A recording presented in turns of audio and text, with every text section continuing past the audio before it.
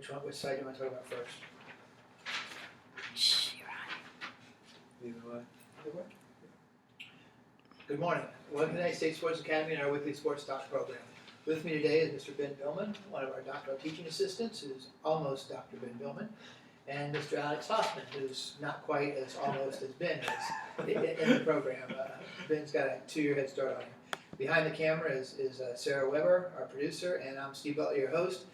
And if you're a baseball fan, one of the best words you hear all year is pitchers and catchers are reporting, and that happened last week. We were going to talk about it. We were going to talk about baseball last week, but then we figured when UConn won their 100th game in a row, we'd go ahead and change it up a little bit and talk about them. Since that last show, they've only played once, and they only won by 3 points at Tulane. But we'll continue to give you UConn updates each week until they lose.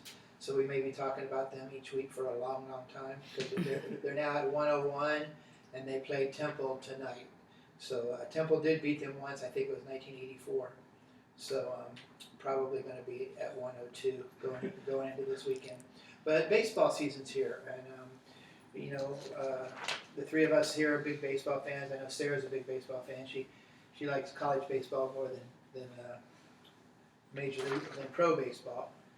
I like the sound of wood hitting leather rather than the pain of a metal, titanium, plutonium, whatever bats are made out of these days. But as we start the season, what's one thing you're really looking forward to in this baseball season? I think the biggest thing is just to see what the Cubs do. Following up a World Series championship, I think the vibe changes a lot in that city. And I think across baseball, now they went from the hunter to the hunted. How, especially in the NL Central, how are teams like the Cardinals and the Pirates going to respond, who have been the powers for the last few years, and all of a sudden the Cubs were able to jump both of them last year. So I think the NL Central is the division I'm really looking at. Is going to be very interesting how the Cubs respond in the rest of that division as well. Yeah, it's good. But 2 years ago and 3 years ago, all three of those teams made the Right. playoffs. Yeah. Last year, the Pirates and the Cardinals didn't. How about you, Alex? I think that's a big storyline, and that's one that I'll be following as well. I'm interested to see what's going to happen with Cleveland this year. They play in a really weak division. I think that they have a strong opportunity to repeat there and possibly get over the hump and bring a World Series back to Cleveland this year. I think that they had a lot of momentum, and we could see a similar situation that happened in Kansas City a couple years ago, where they went to the World Series, didn't win, and then went back and finally got that championship. And I think we could see that in Cleveland this year as well, and that's something that I'm excited and we'll be following pretty closely. Yeah, I think Cleveland. They went extra innings in Game 7 with the Cubs last year. They did that without their two best starting pitchers. Right. And they also picked up one Encarnacion who led the American League in RBIs last year and also hit 40 home runs. So another big bat in the middle of the lineup.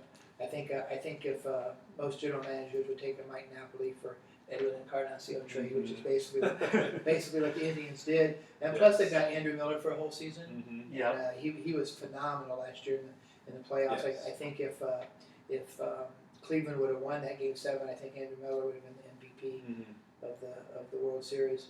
Yeah, I think one of the things I'm looking forward is to see how the Braves were horrible last year. Yeah. They were absolutely horrible, and they made, if you look at the sheer numbers, they probably made as many moves in the off season as anybody else. I just read an article yesterday that said Matt Kemp came to camp 20 pounds lighter this year, Right. and AJ Dickey, who they picked up from Toronto, knuckleball pitcher who's just an innings eater. He'll pile up 250 innings probably for the Braves because those knuckleball pitchers never get hurt. And he said that he thinks Matt Kemp's going to have a breakout superstar kind of year. He's been really good in the past with the Dodgers and the Padres, but they're looking for big things out of him. One of Sarah's favorite players, Dansby Swanson, the number 1 draft pick from a couple years ago. We were all excited last year because he got drafted by the Diamondbacks, and we have the Diamondbacks Double-A team here in the Mobile Bay Bears, but he got traded to the Braves, so we only got to see him play I think 3 or 6 times as opposed to the whole season. There's a second baseman, I can't remember his name. He was playing shortstop for against the Bay Bears last year, and he had like 180 at bats, so it wasn't a fluke, and he was hitting like 392. I wish I could remember his name, but I saw late in the season where they moved him to second base, and just because they think him and Dansby Swanson will be a double play team. He was from Venezuela, and they think him and Dansby Swanson will be a double play combination for the next 10 years in Atlanta. So even though he's like he was actually the second best shortstop prospect in all of baseball, minor league baseball last year, but they moved him to second to play Swanson at short. So that'll be interesting to see how that works out. He played really well too. I got to see him Yeah. play. I went to a Braves game. Yeah, and he's going to be good. And so, He- and they also picked up Brandon Phillips just right? last week from Yeah. the Cincinnati Reds. Reds. I think that'll be a solid sign Yes. too, and that's a nice veteran to have. in Yeah, the he lineup. gives them that veteran presence. You know, you can pencil in 270, probably 25 to 30 home runs, and a bunch of Very RBIs good and stolen defense. bases. Mhm. Yep. And a new Four gold gloves, I ballpark. think. Yeah. Huh? And a new ballpark. Yeah, new And new ballpark. ballpark. Yeah. And they also picked up kind of under the radar, but they picked up Jaime Garcia, the pitcher from They did. the Cardinals. So Yes. you know that's a really good veteran presence to go in with the young guys like Swanson. And so I'm looking for the Braves to see how they rebound from being so bad last year. If you look at the standings from last year, we had Boston, Cleveland, Texas winning the divisions, Baltimore and Toronto. So 3 teams from the AL East in the playoffs with Baltimore and Toronto as wild cards. And nationally, we had Washington, Chicago, and LA winning the divisions, and New York Mets and San Francisco Giants as wild cards. I guess we don't have to worry about the Giants this year because it's an odd year. They only won the World Series in the even years. So they should have won last year, but they didn't. So who do you guys look for to make a big move up or a big move down amongst those teams this year? I think, from my perspective, the Colorado Rockies are a really intriguing team in the NL West. They have a very strong lineup. They have obviously Carlos Gonzalez, they have Charlie Blackmon, Ian Desmond was a signing that they had. Where he's going to play, we'll see. As of right now, it looks like first base. DJ LeMahieu, Trevor Story, Arnado over there as well. It's a really strong lineup, and then they have Greg Holland as the closer. So they could make some noise. I don't think they have the potential there to win that division yet, but they could possibly sneak in as a second wild card team this year. So that's a team that I would follow very closely. You mentioned Greg Holland. The one team I have fallen this year is Kansas City. They lost Greg Yes. Holland and they lost Wade Davis. Right. The two of their big three out of the bullpen. So it's going to be interesting. I think they were extremely lucky to win the World Series a couple years ago. I'm not a big Ned Yost fan. I think they won in spite of him instead of because of him. So I look for Kansas City to continue their fall from where they were 2 years ago. And that point you made about Greg Holland being in Colorado is a big reason. That plus Wade Davis went to the Cubs, right? Right. To take Chapman's place. Yes. So the Cubs basically borrowed Aroldis Chapman for 3 months from the Yankees. Yankees. Yeah. They went back to the Yankees. Yeah. How about you, Ben? Who are you looking for to make a big step up? I agree with Alex. I think Colorado in the NL West is going to be a team to watch.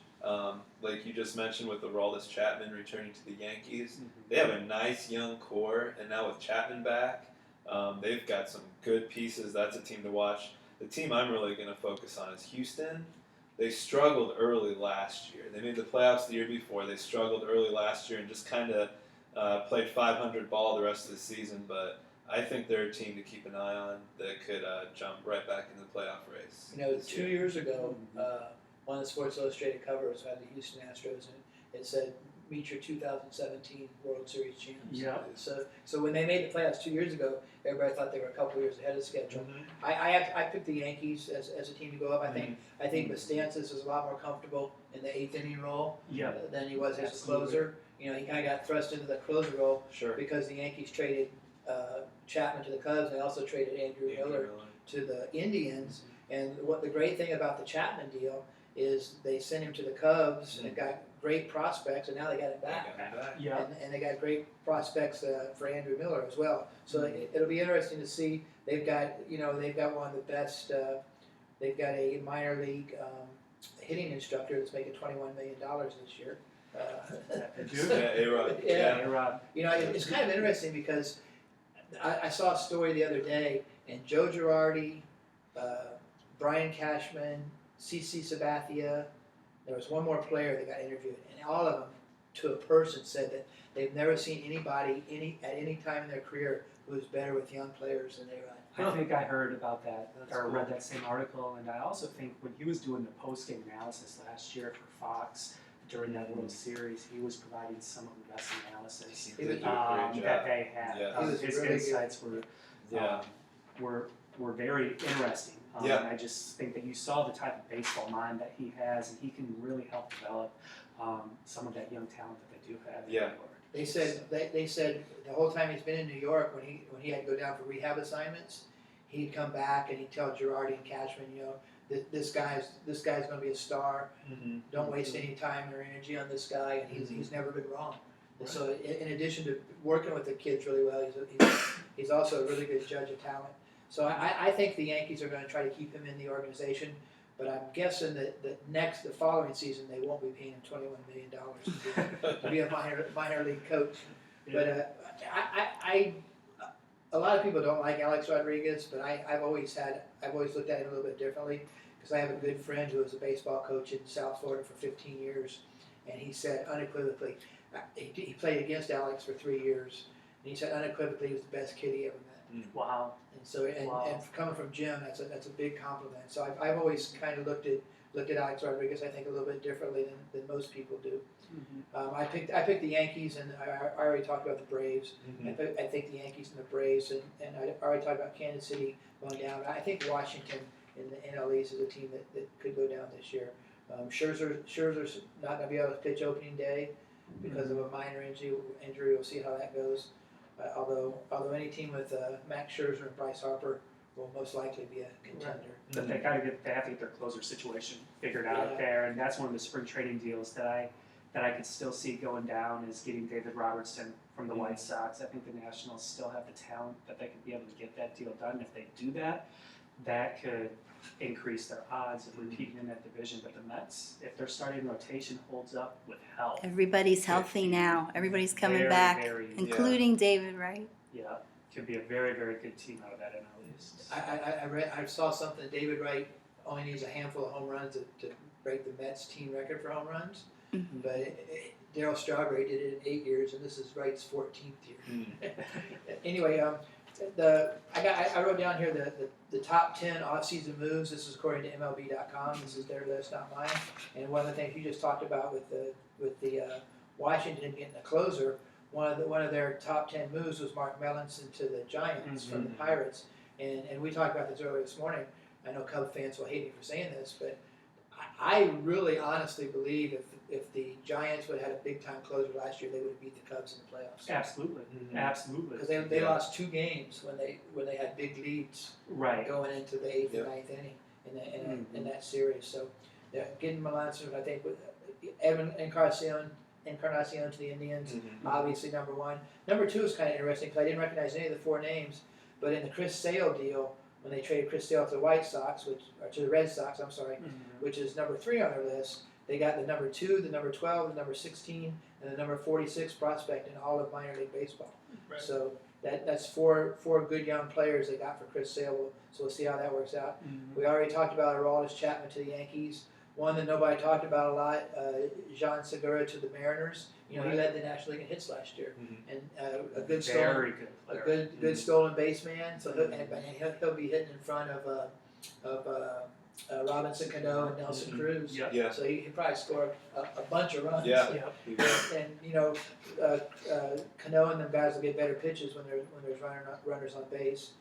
Dexter Fowler going from the Cubs to the Cardinals. I saw them interview him on ESPN a couple of days ago. Talking, how's it feel going from one bitter rival to the other bitter rival? And he said that he came out, and a lot of people say this, that Chicago and St. Louis are the 2 best baseball cities in America. So he really can't go wrong with either one. Yeah. And then Mark Trumbo re-signed with the Orioles. I think was a good move for them to stay in contention. Mhm. I think it'll be interesting to see how all these moves work out. You know, it's always they always talk about who wins the off season, but who wins the off season isn't really that important. And as we've seen in a lot of cases, it's really a crapshoot. San Diego Padres in Yeah. 2015. Exactly. So, yeah. Well, one of the things we always talk about in this show each year as we approach the season is the possible milestones. And last year when we sat in these chairs and talked about the possible milestones, it was A-Rod. Sure. You know, he was coming up on 700 home runs, just every possible thing. And one of the things that I've noticed, this is the third year we've done this now, is almost all of the big milestones these days are in hitting. Because if you look at pitching, I think Bartolo Colon is 111th all time in wins with like 233, and there's a lot of people, a lot of baseball experts, Tim Kirchin, one of them, that think Tom Glavine will be the last 300 game winner. Yeah. Interesting. Yeah. I think with the limits that are on certain pitchers, especially when they're young and they're coming up on their prime, and the way that they pull pitchers early when they're still in tie games or one-run games, and a reliance on middle relievers who aren't quite as up to par, and a lot of leads get blown in between a middle reliever and your setup and closer coming in. So You know, the reason why they're not a starter or a Exactly, closer. yeah. Exactly. yeah, Yeah, and then you know 5-man rotations. Yeah. Yeah. Back in the day, most of the teams did 4-man rotations. I can remember in '63 when the Dodgers were in a pennant race, they went for the whole month of September. They went to a 3-man rotation. Wow. Yeah. With Koufax, Drysdale, and Claudio Sneed. Yeah. Of course, having Koufax doesn't hurt. No. Well, and you see skipping starts too. So if your team is off to a big lead, so say you have a 10-game lead in September, pitchers will start to skip starts. Or if you're 15 games back in September, they'll start to skip starts as well. Yeah. So it's going to be difficult to get that 300-win marker. The only two real big records that pitcher or milestones that pitchers have a chance this year is Bartolo Colon needs 135 strikeouts to reach 2,500. If he does that, he'll have done it on 9 different teams, which would be a record. Gaylord Perry holds the current record for most teams of pitchers with 2,500 strikeouts or more with 8. And interestingly enough, we just talked about the next person that Bartolo Colon will pass on the strikeout list is Sandy Koufax. Huh. And you know, when you think about that, it's got Sandy Koufax really. He played for 10 seasons, but he really only had 6 big time seasons, and still is way up there in strikeouts. Francisco Rodriguez is an interesting one because he needs 20 saves to reach 450, and the only 3 closers who have ever reached 450 are Mariano Rivera, Trevor Hoffman, and Lee Smith. And It's quite a list to be put. That is. I didn't realize that he was that close to 450. Yeah. I think all 3 of them are Hall of Famers. Yeah. I'm not sure if Lee Smith's ever going to make it, but we already talked about this. If Mariano Rivera isn't unanimous in his first year, I'm going to take drastic action against whoever doesn't vote for him. Yeah. And we'll know too. Yep. Starting this year, Very the Hall of Fame ballots are Yep. open. Yep. So I read one article that says they think Mariano Rivera will be the first unanimous pick just because of that. Yep. Sure, Because you don't want to be the guy that Yeah. believes. I mean, he'd have to be a complete total idiot. Yeah. But then again, having said that, 40-something people didn't vote for Willie Mays Sure. in the Right. first year. Yeah. Right. But probably when Willie Mays came out, there's probably still a little bit of racial There was stuff in there. And there's some of them old guys, old codgers, that for some reason they just don't think anybody should make it on the first ballot. You know, they probably would, if they were back in the day, there probably would have been no first Hall of Fame class because they wouldn't Yeah. vote. It would vote. Wouldn't have voted for Yeah. Babe Ruth and Walter Johnson and Ty Cobb Yeah. in the first year of eligibility. But anyway, that's a pretty stout record. And also, if he gets 55 strikeouts, Francisco Rodriguez will pass Hoffman and Rivera in strikeouts for relief pitching. Just something. So Yeah. pretty impressive stats. For the hitters, the big one on the big two on these lists. There's a thing called milestone tracker, and it tells you like when Adrian Beltre should get his 3,000th hit, when he should get his 31st hundred hit. It goes through the whole season. And the two big names that you see all over the place this year are Adrian Beltre and Albert Pujols. And you know, Beltre, in my mind, is an absolute, no doubt, stone cold lead pipe lock Hall of Famer. And now he's starting to get the numbers to support that. He only needs 58 hits. Which for I 3,000. did not realize until you brought that up this morning. I think he does it so quietly. 58 hits. And interesting, there's 30 players currently in the 3,000 hit club, and Wade Boggs and George Brett are the only two players in that club that played more than half their games at third base. How about that? Wow. Yeah, so 3,000 hits for a third baseman is pretty rare. That He'll is. he'll be in a group of three. And then Albert Pujols needs 175 hits, which he hasn't done since 2010, but just 2 years ago he had 173. So he'll probably be really close at the end of the season if he doesn't quite make it. The other thing that's interesting with Adrian Beltre is in addition to the 58 hits, he needs 9 doubles and 5 homers, which I think we all assume will happen pretty easily. Yeah. If he does that, he'll join up. The only 3 players currently that have 3,000 hits, 600 doubles, and 450 home runs are Hank Aaron, Stan Musial, and Carl Yastrzemski. So that's not a bad list to be honest. Hank Right. Aaron will Well, be here yeah. this weekend too, That's right, free. You can go see Hank Aaron free on Sunday. at Hank Aaron Stadium. Oh, okay. And Wow. if you, I know Ben's been there because I saw him in it. If you ever get a chance to check out the Yeah, Hank that's Aaron's on house, the.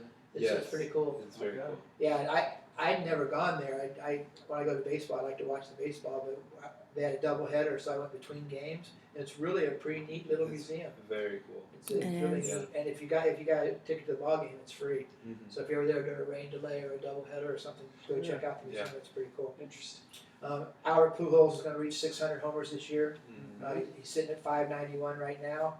And he had a couple of down years where he was battling some foot injuries and Yeah. He did, yeah, shortly after he got out to had some, LA. Yeah. had some small numbers that Mhm. kind of held him back. But if he's currently has a 309 career average, if he maintains his 309 career average through a 600 home run, he'll have the second highest career average of any person in the 600 club, only behind Babe Ruth.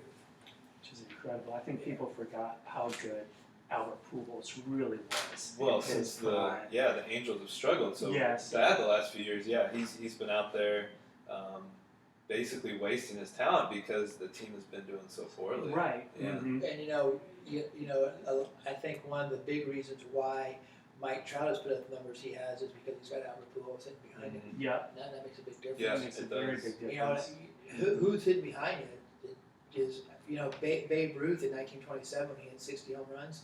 Guess how many intentional walks he had? 0. Hmm. Because he had Lou Gehrig in behind him. Right. With the new rule, that might. Yeah. So the other ones we already talked about, the pitchers. So we got spring training's in full force right now. Everybody's reported. I think are they starting in Mexico or Australia this year?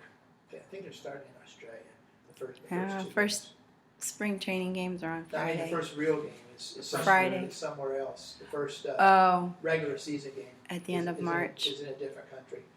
Trying to promote baseball. They also have the World Baseball. World Baseball Classic this year. Classic this year. Mhm. Yeah. The Americans are the favorite, according to the folks in the desert with the big hotels, for entertainment purposes only, of course. We'll see how that goes.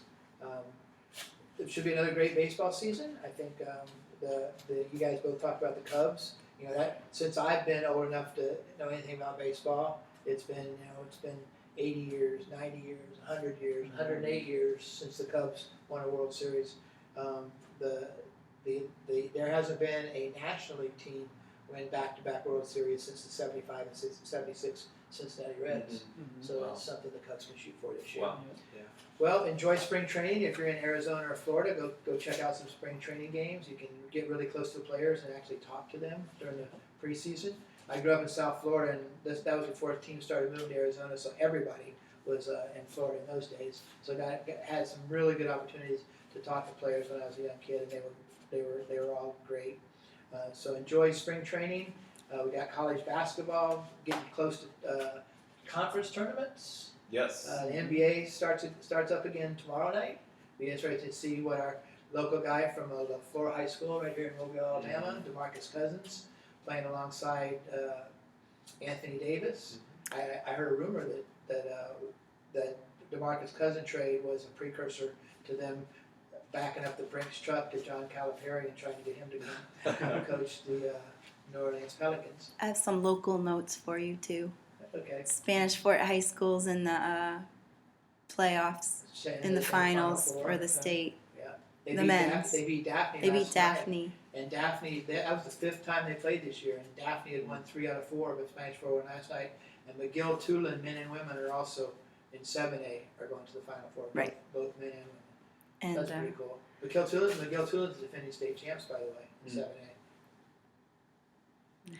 7A. South Alabama baseball's 3-0. Yeah. Scored 32 runs in the That's good second stuff. game. Yeah. So, yeah, I think South Alabama's going to be a pretty good team this year. It's very impressed. Their starting center fielder was a freshman first team freshman All-America last year, and they got the big time pitcher at the top, Bell, at the top of the rotation. So we'll see what happens. Anyway, we hope everybody has a great week in sports. Sarah's giving me the wrap it up sign back there, so we'll say goodbye for this week, and we'll see you next Wednesday at 11:30 a.m. Central Time from the campus of the United States Sports Academy. Have a great week in sports, everyone.